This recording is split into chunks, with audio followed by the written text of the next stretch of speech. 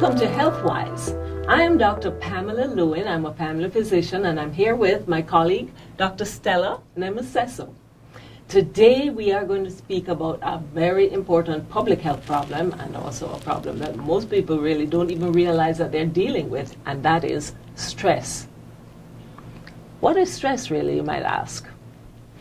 Stress is your body's reaction to pressure from without. Isn't that right, Dr. Stella? Absolutely, absolutely. Your body has in it many different systems and functions that make you handle situations that come up that constitute change, basically.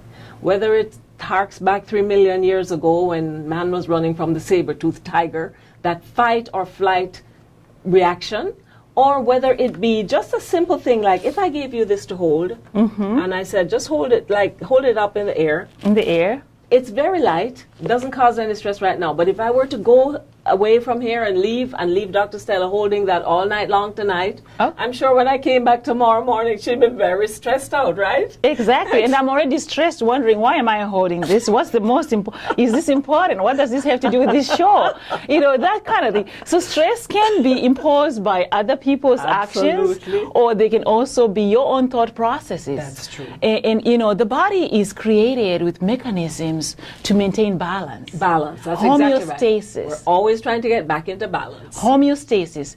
So anytime a thought is generated, there are triggers which go down the body. Absolutely. And these triggers can actually generate symptoms. That's right.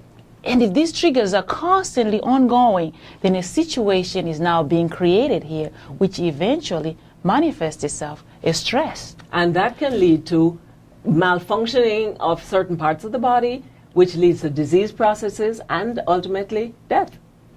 And drawing that connection actually between disease processes and what's happening to us every day or what we are doing every day, that's the key. Yes. I believe it was Newton who said energy cannot be destroyed, but it can be transferred from one form to the other. Exactly. So meaning at any given time, we only have a certain amount of energy. And what we do with that energy can define how the body responds internally. Absolutely. That's so Yes. true. Exciting, isn't it? Yes. So some of the things, the ways in which the body manifests these changes. Start with the systems. Yes. The primary one basically is your brain. The brain, that's a big one. That is a big one. Yes. You know, and in fact, sometimes it even anticipates a change and gets into stress. In other words, you know that perhaps you have to deal with this new boss that's going to come or this co-worker that you don't like. Absolutely. You're not really required to like anybody you work with, but you have to work with them. But you're thinking, oh dear, how am I going to cope with this? Right? And it starts triggering certain release of hormones in your brain and in your body, which put up your blood pressure, constrict your arteries, cause your gastrointestinal tract to function in a different way so that your food is not digesting correctly. Oh. Making it ferment, leading you to things like irritable bowel and indigestion and those things, you know. So it's a multi-system, multi-function condition. So this program, HealthWise, it's all about making people wise. That's right. So we are going to talk a little bit about comprehension, retention, and support. Yes. So since Dr. Lewin talked about the brain, I think today we can focus on the brain and the brain alone. Absolutely. Because the brain has a network. Yep. This network comes from the central nervous system, which is the brain. Yes. And the front of the brain, the frontal lobe, is the decision-making center of the body. Yes, yes. And when people make choices which are good, the frontal lobe becomes stronger. Yes. And when people eat healthy or exercise, get enough sleep, the frontal lobe gets stronger. So the decision-making processes through the frontal lobe are connected to healthy living. So health-wise then means that we have to understand how the brain works. Dr. Lewin, let's share a little bit about the anatomy and the physiology of the brain today. Okay, so in the brain, this part of the midbrain, the hypothalamus, lets out this hormone that acts on the adrenal glands and causes some hormones to be released that speed up your heart, make your pupils dilate, make your body feel, ready to, your muscles are all ready to act, whether they have to run or whether they have to fight. And these are some of the Yes. things that if they occur for short periods of time, periodically, it's good for your body. So this is not all bad, but it can be, if sustained, it can have a deleterious effect. So maintaining this state of balance, which is homeostasis, means you just have to have enough of these chemicals in your bodies for the body to function effectively. Normally. So when the levels are higher, things are not good. No.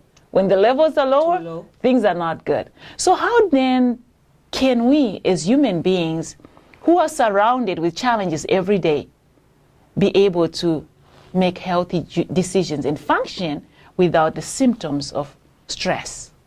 Dr. Lewin. Many things are involved in this whole process. Number one, what comes into your body. There are ways in which you nourish yourself and substances that you take in. And let's talk about one of the ones that is very prevalent or very common to everybody is coffee. Caffeine. Caffeine not only is found in coffee, we find them in cola drinks and in other substances that we use thinking that we're getting energy. But really we're not getting energy, we're getting stress. This drives your heart, it puts up your blood pressure. It sometimes desiccates your discs. So people who have a lot of low back pain don't realize that the 5 cups of coffee they drink every day may have something to do with that. So sometimes it's substances we want to take away, sometimes we want to add. There are things we can take on. Lavender tea, for instance, is very relaxing. We can drink some things, or we can, eat foods that are very, very nourishing without having this extra added punch to them.